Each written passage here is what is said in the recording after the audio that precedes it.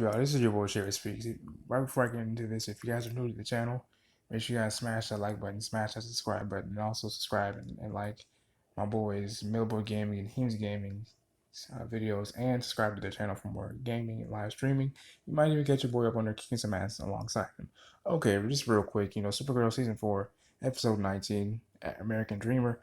This episode, I really like this episode. I really enjoyed the theme of the episode where Dreamer, aka Nia actually got to take the reins of National City's protector. Because as we all know, Supergirl, she's laying low, trying to clear her name. And we actually find out that she actually ends up actually doing so after finding a missing link between Amortech and Lex and Elcor. It turns out a girl by the name of Edna, who works at Amortech, and her brother Frankie, I believe, wired some money to Elcor, 5.8 billion actually, and to ship it off to Kazania for some Lex Luthering, as I like to call it. And then within that same day, Elcor received that money as well. And so that was really strange. So, as we all know, Carl worked her journalistic angle along with Alex and Bernie, I'm sorry, Alex and Lena, and they tracked it all down.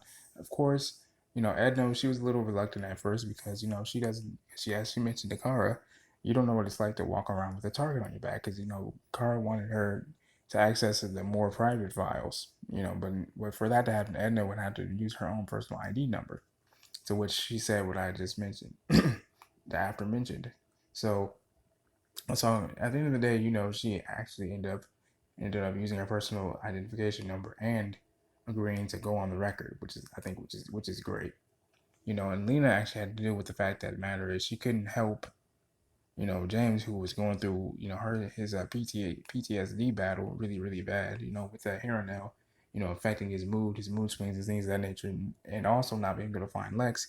That is until the end of the episode where she finally puts everything together and realizes that a certain phrase, a pen name, a pseudonym, if you will, is a Oscar Wilde title of a book that Lex always enjoyed using. I think his name was Rumnia, and that's where they realized that they had to go to Casnia, which is where we see the evil Supergirl at. Which I can't wait to actually see that. But in this episode, we see Nia step up to the plate as I mentioned before. And it isn't just her being a hero of National City or taking Supergirl's spot for the moment. It's the fact that she has to come to terms and to grips with the fact of who she really is. A trans woman who was born to a Nelson mother and a human father, who was she specified, and I quote, saying her father gave her the spine, and her mother gave her her heart, which is very true.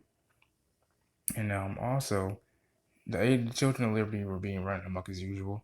They actually unlawfully unstopped an alien couple where a man actually was being detained. The wife, of course, intervened, you know, and Ben told his son George, "Don't worry about that son. You can't humanize him," which is grade A parenting on his part, I must say. It's a freaking amazing what Ben is doing with his son. But I realized that George is really starting to feel a little hesitant and very uncomfortable with his actions, and I applaud him for that. He starts to realize that what I'm doing isn't the right thing. So he actually takes off his armband and actually throws it in disgust because he realizes that on one of their raids, he actually ends up detaining one of his friend Charlie. And he's like, wait a second, Charlie, wait, why didn't you tell me this? And he says, why? And Charlie goes, why do you think? Which prompts George to actually rethink all that he's done, which I think is a great thing. And but that might all change because Ben Lockwood goes home. He finds his wife's on the floor with a knife wound to the chest. So maybe that might change George's whole perspective again. Just as everything was getting ready, just as George was getting ready to change his whole perspective and get his mentality back and his psyche to order, he learns that his mother is possibly dead. And he wants to know who, but he most likely is going to point the finger at the aliens. And that's going to be terrible. But we learn how my boy James actually conquers his PTSD. Brainy proposed that, what if I just go inside his memories and I find the source of his trauma? Great idea. So he tries that. And it kind of goes back to the day that his father was killed. Him and his sister Kelly were at the funeral. And James was actually locked away in a locker so he couldn't be there for his sister and console his sister during that difficult time, which Kelly actually, never forgave James for. But we actually come to find out that actually is not the truth.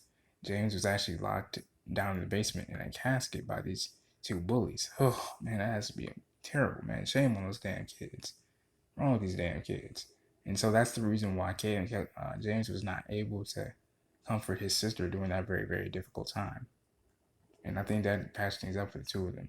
Not to mention, boy James actually realizing that after realizing he has to control his anxiety, and his panic attacks, he can actually levitate. He can fly.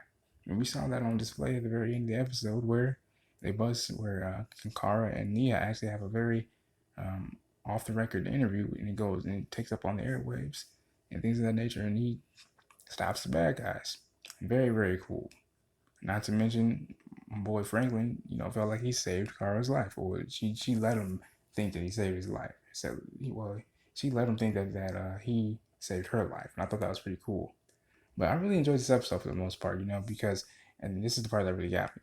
At the end of the interview, Nia says, don't fear the differences. This is a new day. Everyone has this notion that, every day is a new day, but we are the new day. We have to stop fearing the differences. And I thought that was pretty cool, for whoever resonated with that message. So I really enjoyed that for the most part. This has been your boy Sherry Sweets, man. Let me know what you guys think in the comment section below. Did you like this episode? Did you guys enjoy the video? Let me know in the comment section below, man. This has been your boy Sherry Speaks. Make sure you guys pound that like button, pound that subscribe button. I'll be at you guys again. Peace of love.